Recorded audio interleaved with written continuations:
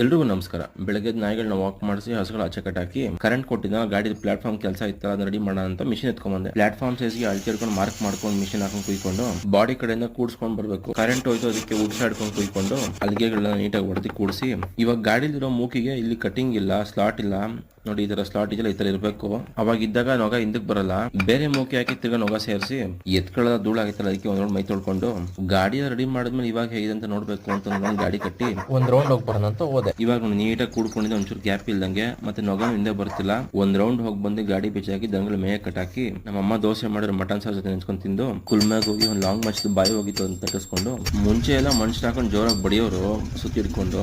ಈಗೆಲ್ಲ ಮಿಷಿನ್ ಬಂದಿದೆ ನೋಡಿ. ಹೊಸ ಕುಡ್ಲು ಮಾಡಿ ಹ್ಯಾಂಡ್ಲ್ ಹಾಕಿ ಗ್ರೈಂಡಿಂಗ್ ಹಾಕೊಂಡು ಬಾಯ್ ಶಾರ್ಪ್ ಮಾಡಿ ಫುಲ್ ಕುಯ್ಯಕ್ಕೆ ಹೊಸ ಕುಡ್ಲು ರೆಡಿ ಆಯ್ತು. ಮಚ್ ತಟ್ಸ್ಕೊಂಡು ಹೊಸ ಕುಡ್ಲು ಮಾಡಿಸ್ಕೊಂಡು ಮನೆ ಕಡೆ ಬಂದೆ. ನಮ್ಮಮ್ಮ ಬೆಂಗಳೂರು ಕಡೆ ಹೋಗ್ಬೇಕು ಅಂತ ಅರ್ಧ ಕರ್ಕೊಂಡು ಡ್ರಾಪ್ ಮಾಡಿ ಬೆಂಗಳೂರು ಕಡೆ ಬಸ್ ಹಚ್ಚಿ ವಾಪಸ್ ಊರ್ ಕಡೆ ಬಂದೆ. ಬರೋ ಗ್ಯಾಪಲ್ಲಿ ನನ್ನ ಫ್ರೆಂಡು ಇಂಡಿ